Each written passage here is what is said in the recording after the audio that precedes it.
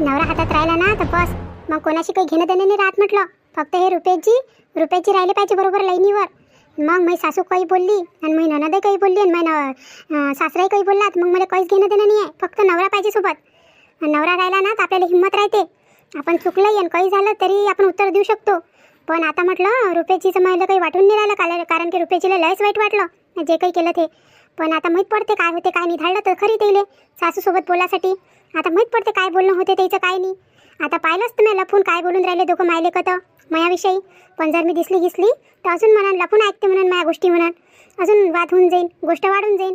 मी काही सध्या जात नाही, इथंच बसली राहतो आणि होते तर त्याच्या गोष्टी काय होते काय नाही तर माहीतच पडते. तसे रुपयाची तर मला सगळं सांगतेच म्हणा.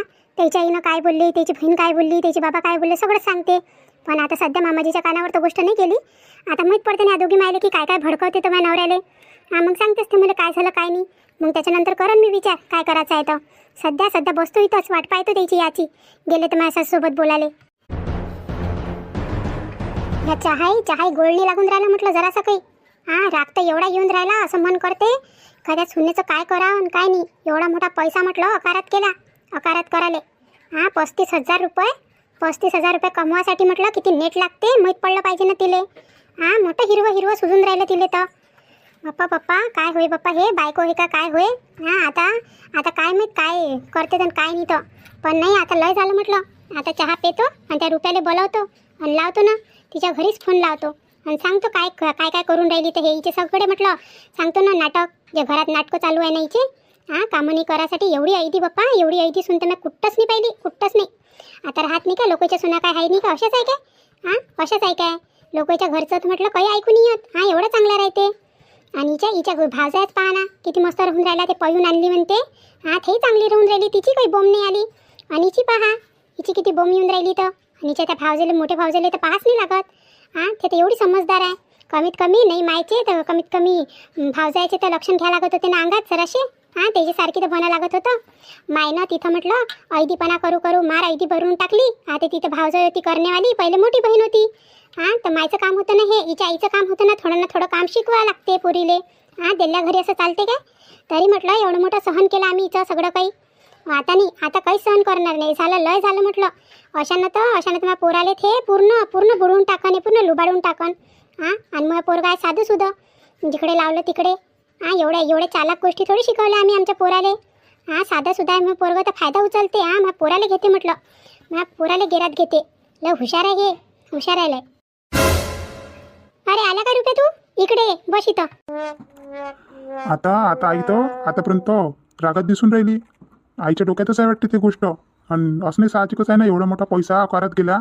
काही काम नाही आला ना, काही नाही निघालं तिले. आणि सारे नाटकं केले रश्मीनं. पण आता तिले चूक तिच्या लक्षात येऊन राहिली ना.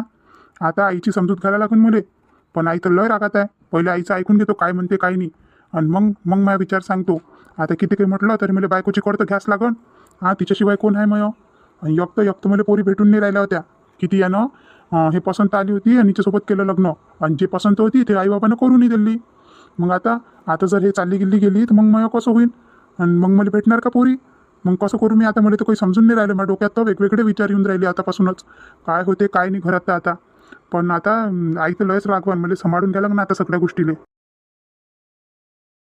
चहा पिते काय तू. रंजननं चहा बनवला. चहा पिऊन घे. डोकं दुखून राहिलं असं तू येई. सकाळपासून दवाखान्यात होता. बोलव काय रंजन, ते बोलव का चहा घेऊन. नाही आई, चहा नाही पेत मी. थोड्या वेळाच्या नंतर पिन. राहू दे म्हणा, केला असं तर तिनं चहा. नंतर पितो. बोल ना तू काय बोलून राहिली होती तर सांग.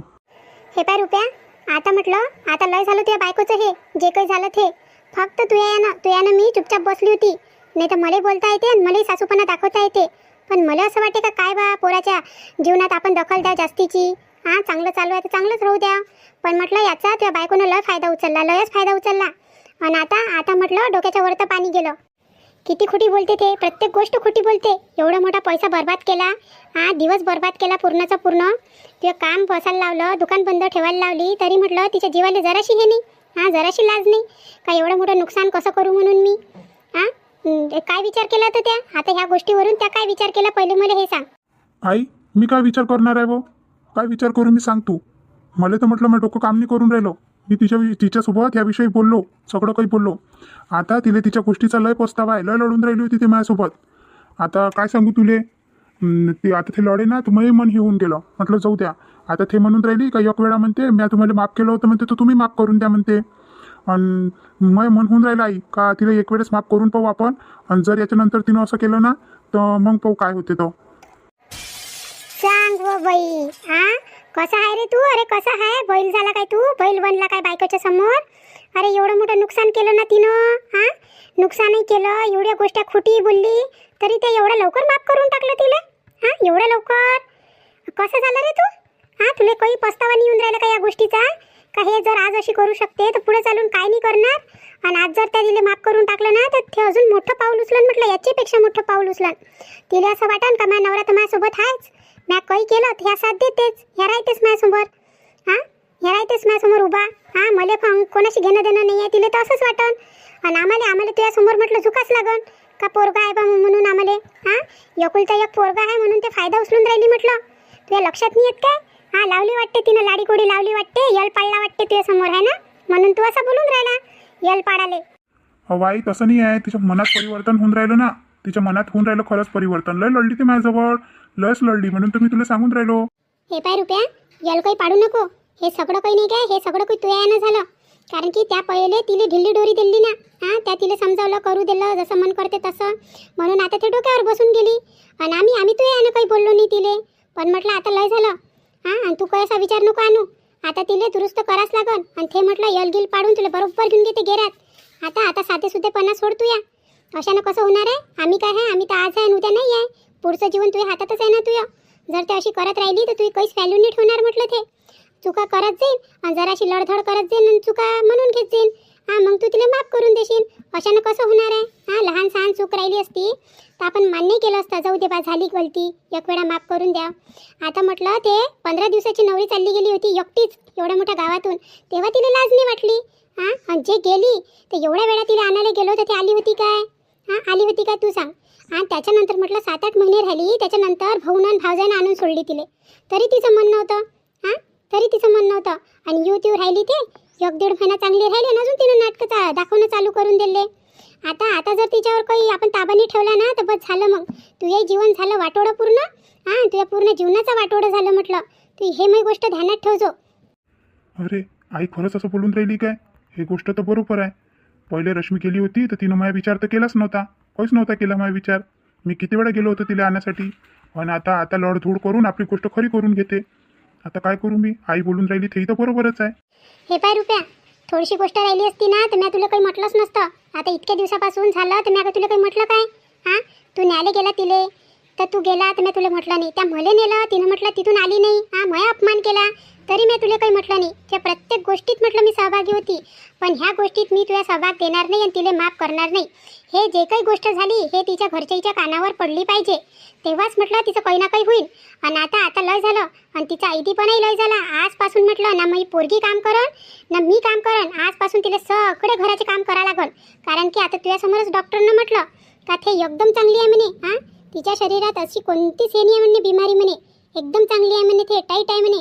तर त्याच्यानं तिला सगळे कामं करावं लागन. जर ते हे मान्य करत असन तर तिले मन तर चांगल्याने राहशील तर हाय म्हणा इथं, नाही तर पाय म्हणा तुझ्या घरचं काय आहे तर. पण तरी मला तिच्या घरच्याच्या कानावर एक वेळा तर गोष्ट टाकाच लागल काही ना काही, नाही तर त्याच्याशिवाय काही खरं नाही. नाही तर हे इकडच्या इकडेच आपल्याला पेलून लावणं चालू करून देईन. घरी फोन लावतो कायले बाई, जाऊ दे ना. हा गोष्ट कायले वाढवतो, इथंच खतम करणं मी सांगतो तिले.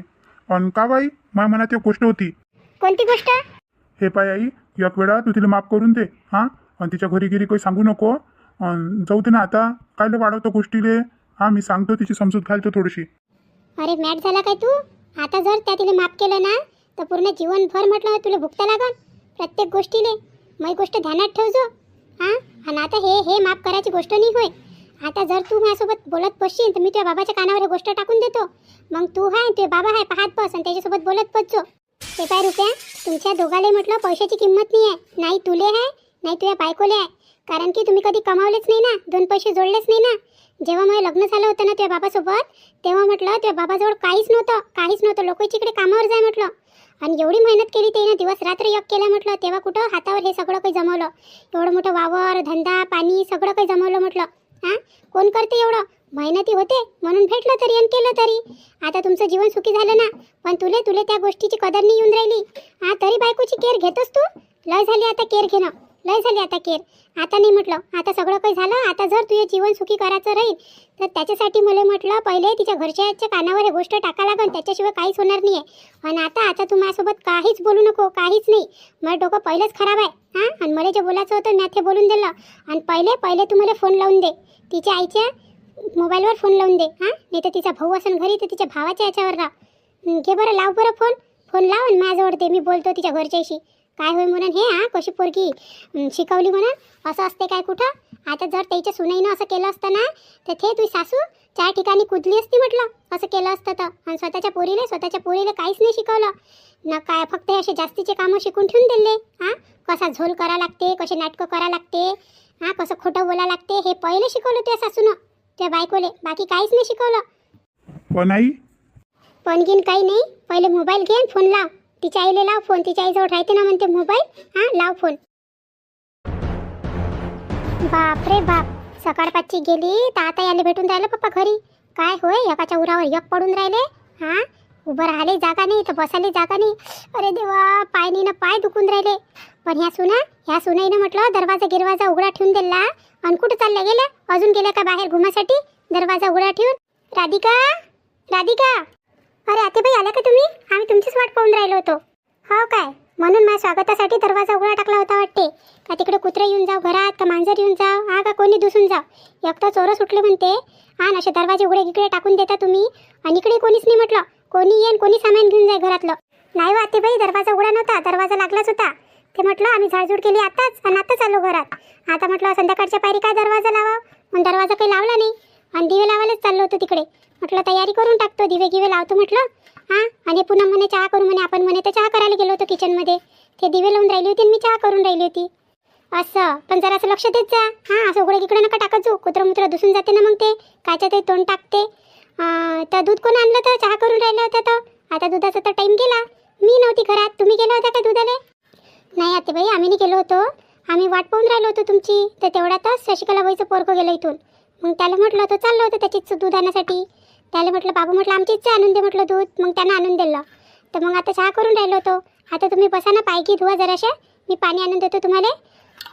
आणि पुन्हा तू आतेबाईसाठी चहा घेऊन ये. आणि काही थकले असन, दिवसभरापासून तिकडे गेल्या, पाय दुखून राहिले असन. आहे ना आतेबाई? पण आतेबाई एवढा उशीर कसा काय लागला तुम्हाला? तुम्ही तर किती वेळचे गेला, सकाळपाचच्या 10 वाजतापासून गेल्या तर आता येऊन राहिला तुम्ही. आता काय सांगू तुले, म्हटलं तिथे एवढी मोठी लाईन लागली आहे लंबी, का तो सिलेंडरवाला म्हटलं शेवटपर्यंत दिसला नाही. आणि लोक म्हटलं लाईनीत उभी आहे कामधंदे सोडून. आणि लय लोक आहे म्हटलं, नंबर काही लागून नाही राहिला म्हणते. आता तो म्हणे इथं काही येजा नका म्हणे, नंबर लावासाठी म्हणे मोबाईलवरूनच लावजा म्हणे. मग आज नंबर लावला तर 25 दिवसानं भेटेन म्हणते सिलेंडर. काय 25 दिवसानं? हो 25 दिवसानं. आता पिंटा येईन ना तर त्याच्या मोबाईलवरून म्हणा नंबर लावून देजो म्हणा. तेव्हापर्यंत आपल्याला पुरून जाईल ना सिलेंडर. त्याच्यानंतर मग येतेच सिलेंडर तिकडून. 25 दिवसाच्या नंतर 25 दिवस तर पुरून जाईल ना आपल्या इथचं.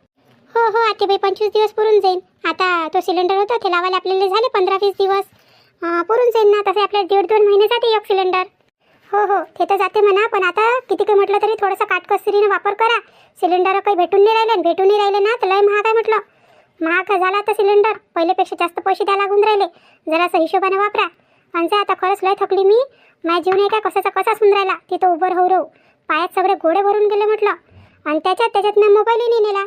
आणि पैसे विसरून गेली आणि मोबाईलही विसरून गेली. हो आतेबाई, आम्हाला दिसला तुमचा मोबाईल इथंच होता. तुम्ही इथं आणला असेल मोबाईल आणि इथंच ठेवून दिला आणि चालला गेला तुम्ही. इथंच होता. आणि म्हटलं रश्मीताईचा फोनही आला होता त्याच्यावर. हो काय, रश्मीचा फोन आला होता का? काय म्हणत ते? काही नाही, अशाच 2-3 गोष्टी बोलल्या, घरचं विचारलं आणि ठेवून दिलं. मग आता म्हणे आई येईन म्हणे तर तेव्हा लावन म्हणे फोन. असं जाऊ दे. माझ्यासाठी पहिले पाणी आण, लावून ते नंतर, नाही तर मग मीच लावून देतो तिले. पहिले मला बसू दे. माझ्यासाठी पाणी आण आणि चहा आण. आता लय थकली मी. आता तर भलतेच म्हटलं पाय दुखून राहिले. आणि जरासं तेल घेऊन ये बरं. माझ्या पायाला जरासं तेल लावून दे. ते मालिशचं तेल आण, त्यानं पायाचा दुखणं कमी होते ना म्हणते. ते आण आणि जरासं लावून दे. उभं राहू नाही काय, लय पायात गोळे भरले. जरासा आराम तरी भेटेन माझ्या पायाले. हो आतेबाई, ते तेल चांगलं आहे. पण मामाजीनं आणलं तर थोडंसं लावलं ना पायाले तर बातच आराम लागते. थांबा तुम्ही, मी तुमच्या पायाले लावून देतो. आणतो अंदरून आणि लावून देतो. तुम्ही बसा तेव्हापर्यंत. पुन्हा मी काय म्हणतो, तू चहा करायला ठेव आतेबाईसाठी. आता आपल्या दोघीचं तर झालं चहा. हा आपण पिऊन घेतला. आता आपल्याला काय माहीत आतेबाई आता चिऊन जाईन म्हणून. आता तू आतेबाईसाठी चहा कर, मी त्याला पाणी देऊन देतो आणि जरासं तेल लावून देतो त्याच्या पायाले. कावर राधिका ताई, तुम्हाला असं वाटत नाही काय? हां, हे म्हटलं सासू म्हटलं पायाला तेल लावायला लावते ना. हां, आणि तुम्ही काहीच नाही बोलत हो. होत हो होत हो होत हो बोलत बसता नसते. हां, एवढ्या गोष्टी ऐकवते तर मॅटासारख्या. मला काही चांगलं नाही वाटलं. घ्या तेल आणि लावा म्हणा. हां, आमच्यासाठी गेल्या होत्या काय? आता सिलेंडर आणायला गेल्या होत्या तर त्या काय खाईन नाही काय? हां, स्वयंपाक करून तर आपण हे असं काही बरोबर नाही की त्याचं. हां, सुनाईकडून काय पाय चपून घेईन काय त्या? हवं पूनम, जाऊ दे ना, काय लहान सहान गोष्टी घेऊन बसतो तू. आता त्या पाहिलं नाही काय त्याचं वजन किती आहे? आता त्या सकाळ 5च्या गेल्या आणि आता येऊन राहिल्या. किती वाजून राहिले आता? हां, 5 साडेपाच वाजून राहिले. आता आल्या त्या. तू सांग, एवढ्या वेळपर्यंत उभं राहणं तरी होते काही त्याच्या इकडून? घरात असतं त्या जरा वेळ उभं राहत नाही. हां, बसून जाते, इथं बसून जाते, तिथं बसून जाते. आता त्या एवढ्या वेळपर्यंत उभ्या, खरंच त्याच्या पायात गोडे भरले असतात. आणि काय झालं लावून दिलं तर आपण आपल्या आईच्या पायाला लावत नाही काय? हां, आता हेच आपली होई होई ना. जाऊ दे, काय होय आपलं आपल्यासोबत येते. करून घ्या लागते. आता दुखल्या सुकल्याचं आपण नाही करेन तर मग कोण करणार आहे? पण राधिका ताई, अहो किती काही केलं तर येईल नाव नाही आहे ना. हां, नाव आहे काय? अजून म्हटलं टोचणे बोलतेच ना. बोलणं थांबते का त्याचं? आपल्याला त्याची कदर येते. दुखलं सुकलं तर त्याला येते का आपली कदर? आणि तुम्ही एवढं करताना म्हटलं तर तुमच्या नावानं बोटच तोडते म्हटलं त्या. हां, काही चांगलं नाही म्हणत तुम्हाला. जाऊ दे ना, काय त्याचं डोक्यात घेत बसतं. जाऊ दे, कोणाचं चांगलं केलं ना तर देव आपल्यासोबत चांगलं करते. तू कर बरं, तू त्याच्यासाठी चहा कर.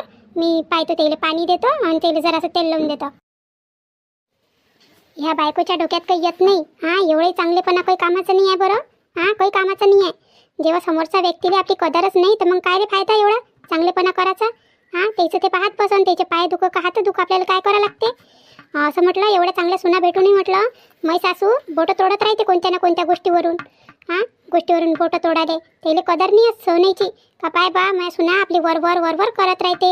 हां, त्यानं तर असं राहावं म्हटलं मायपेक्षा जास्त प्रेम द्या. हां, आता ही राधिका ताई किती करते सासूचं, पण काहीच नाही बाप्पा. हां, अशी सासू नाही भेटो. नुसते टोमणे मारत राहते. आताही म्हटलं आल्या टोमणे देऊनच दिले त्याने 1-2. आता मी तर काही त्याच्यासोबत जास्त बोलून नाही राहिली. काय बोलावं आपण? मग म्हणते चबरी आहे, नशी आहे, तशी आहे. आता ते करते राधिका ताई, तिला करू द्या. आता त्याच्या अंगातला जोर आहे, माझ्या अंगात नाही एवढा जोर करासाठी. जाऊ द्या, पाहत बसून ते त्याचं. यायला बोलून काही फायदा नाही आहे, त्याला बोलून काही फायदा नाही आहे. आता बस करतो चहा आणि येऊन देतो सासूबाईले आणि येऊन जातो अजून इकडे. मग अजून संध्याकाळची स्वयंपाकाची तयारी करावी लागते.